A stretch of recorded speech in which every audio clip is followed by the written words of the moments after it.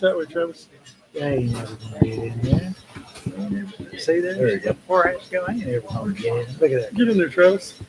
Just, Nah. if you put it more in the corner, there you go. All right. I'll lean over. Travis, lean over that way. All right, guys. Yeah, I'm over here. Just so y'all can know, there's Travis.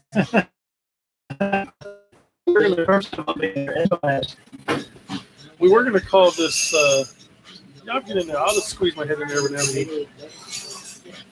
We were going to call this tonight, Kicking It Old School with T. Hayes, but we changed our mind. What we're going to do, we're over here at Denny's. T. Hizzle. What is that? Free advertising. See if it focuses. Oh, okay. There we go. Go ahead, try it again. We're over here at Denny's on I-40. I-40 and Ross. I-40 and Ross, Denny's. That's right. We're going to have some conservative talk tonight. Nachos here at this fine establishment. What did you order tonight? Order 6-pack. We don't drink. Strawberry, I don't drink. strawberry pancakes. Oh, okay. And then he's going to... Ordered the coffee with the side of coffee and extra coffee added on that. Oh, I like that. Well, good. You say you need me to watch this lid? So, Travis, what is your definition? What is your explanation, definition, whatever you want to describe it as? What is conservatism? Well, apparently, it is. My explanation is different than the majority of people that I know of, because conservatism is embodied in our Constitution and in the founding ideology of our forefathers. Yeah. And they established the Constitution and the Declaration of Independence. And that's what I try to follow, but it's been it hasn't been an easy road to convince others of that, because our country, unfortunately, has not subscribed to that Constitution, and you can see the problems that we're having because of it. But that's just my personal view. And so, what sort of problems are you seeing here in the last 10 years? Well, we have voting problems in our country, in our government. We have 3-letter agencies that appear apparently to not abide by the constitutional law. We have a Department of Justice that apparently doesn't abide by our constitutional law. So I consider those to be some pretty important and harmful problems that we need to address. Mm-hmm. Well, some would disagree with you. They think that they are enforcing and abiding these policies because they have Trump right now indicted. So they're saying that they are abiding by the laws. Why would you think that? That's an interesting viewpoint that you have there, because what basis are they having for that? Because it's very clear in those laws, those constitutional laws that we're talking about, that the President of the United States, while in office, can declassify any document he wants to declassify. Right. Okay. So I don't exactly know what constitutional law they're looking at, but it's not the one I look at. Well, they're wanting to get him on espionage. I know that. Isn't that I believe that's true. Zach? Yeah. And I don't agree with those particulars. I support President Trump fully. And I think it's just a sham. They're trying to get rid of their political enemies, and they're weaponizing the DOJ. So conservatism, Mr. Zach. Low taxes, less regulation, founding principles. that go along with the Constitution. Yep. The Constitution has been said, I want to say it's the John Birch Society that kind of sets this example. They say it's basically just a contract between the American people and the United States government. That's correct. In just layman's terms. And we're supposed to make sure that they're abiding by those precepts. And when they get out of line or they don't abide by that contract, then we have every right to hold them to task. But it seems like in today's day and age, 2023. That's the 10th Amendment to the Constitution. Oh, good. It just seems like somewhere or another, the American people have been hoodwinked. And it all starts local. I know our starting line here in Amarillo is local. How important is it at the local level for us to hold city council, city manager, appointed officials, elected officials? What would you like to see in Amarillo, Texas? Well, the concept of the Constitution, as our forefathers set it up, they felt like the closer the people were to the people that were governing them, the better the government would be. Because if you're far away from someone, you don't know them, you don't know what's going on in their life, you don't know what their problems are. Sure. You don't care. So if the closer you are to them, you're going to rule better over them. Mm-hmm. And that rule that those people have are given to them by the Constitution and by the people. Right. So what do you think, Zach, or even yourself, Travis, what creates that chasm? Why is there a chasm there? Why is there a rift? What happened?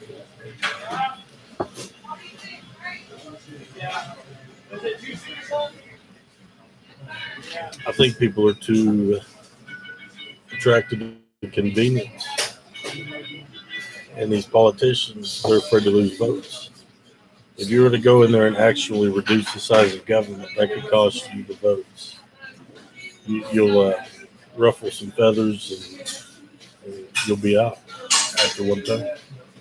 They're afraid to get kicked out of office. If they go in there and actually do the things it takes to make a difference. A lot of these government agencies and these positions and even our city government, is there really any need for it?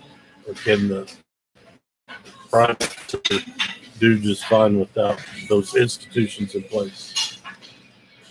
Well, what I find interesting at the local level, it almost seems like there's just a handful of people that are ruling the roost.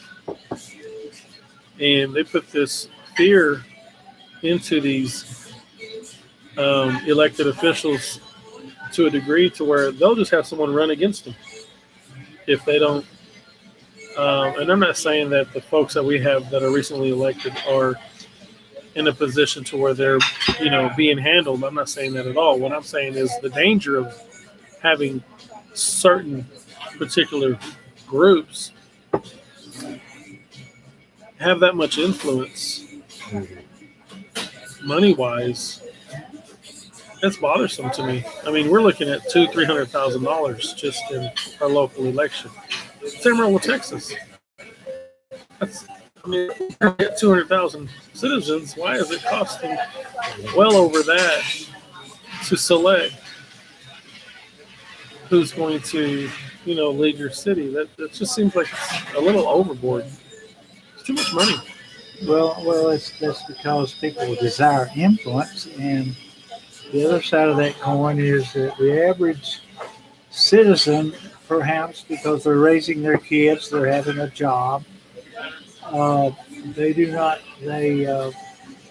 don't have the necessary means to control their own destiny, quite understandably, because their concerns are more centered on making a livelihood, raising their kids, Yeah. things of that nature. That's why Exodus 18:21 states that the folks that we should elect should be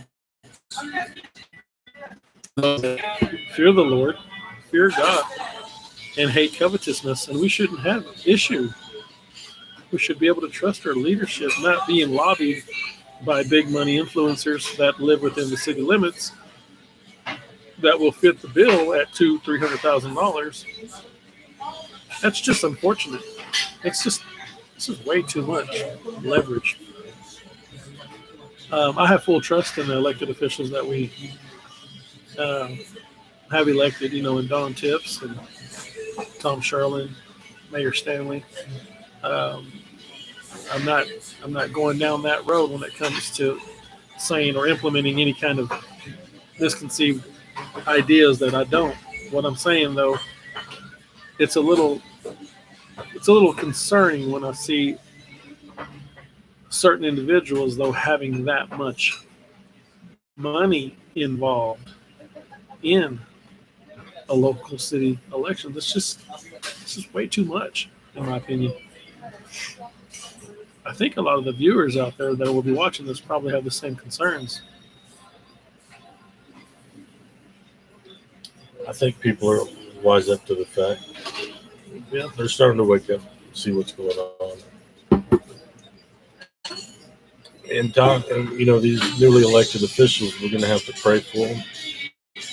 And the public's going to have to help them out, give them all the support and the help, because they're not going to be able to be everywhere. Mm-hmm. And they're not going to see everything, and things may slip through the cracks and fly under the radar that they're not going to catch. Yeah. So it's going to be up to the public to be diligent and go out there and help these guys out. Yeah, for sure. And pray for them and support them and pray that they have the will to stand with their convictions and not bow down to big money interests. There's a saying, you scratch my pack, I'll scratch your pack. And these packs these days, I don't see how they're any different than lobbyists in D.C. But I don't either. How is it any different, Travis, that our elected officials that go down to D.C. or even to Austin, and they start to get lobbied by big money special interest groups? How is that any different than local PACs? Is it different at all? Whether they say it or whether they don't say it, they're telling a candidate, we're backing you. You know who we are. You know what we want. And we're giving you this backing. So it's a tit for tat, whether it's spoken or not. It's obvious. How much is too much? Do you think that there should be some type of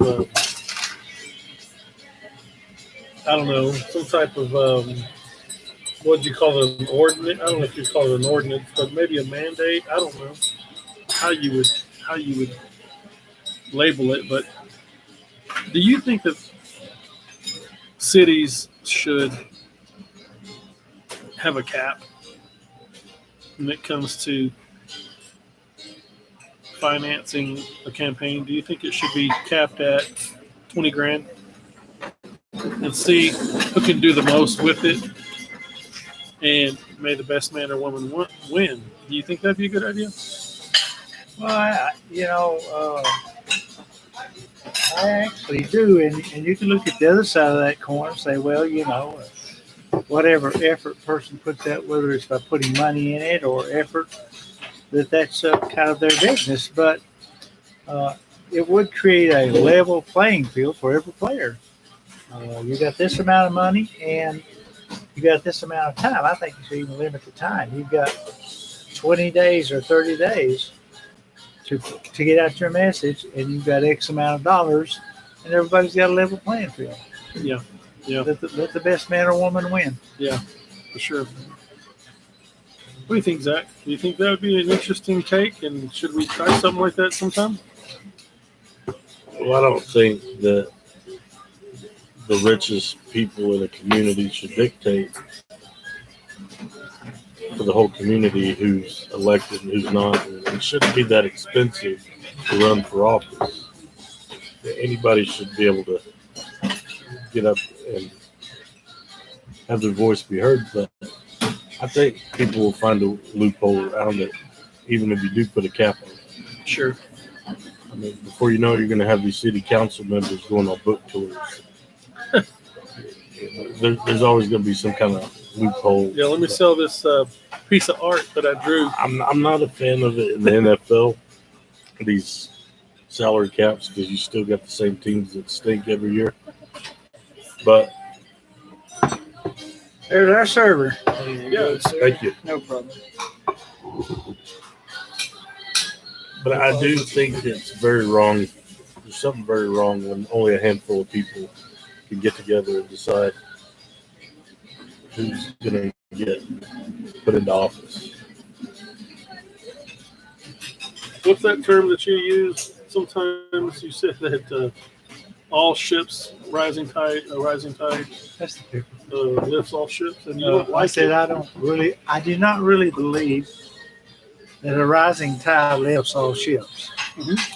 Just from observation, unfortunately, it should be that way. Go ahead. But unfortunately, you can have some of this too. If you like, go for it. But unfortunately, I think it's the truth.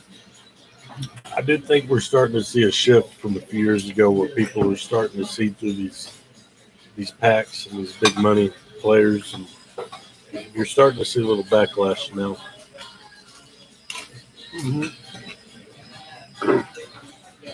I think the risk versus the reward is something to take notice of if you are going to endorse people, because I mean, if you go to endorse somebody and then you're going to be running and that person ends up to be, a goose egg for edifying what's best for the city, that can really hinder your own campaign in the future. So I think that these folks that are endorsing others, they really need to consider and do their due diligence on that candidate.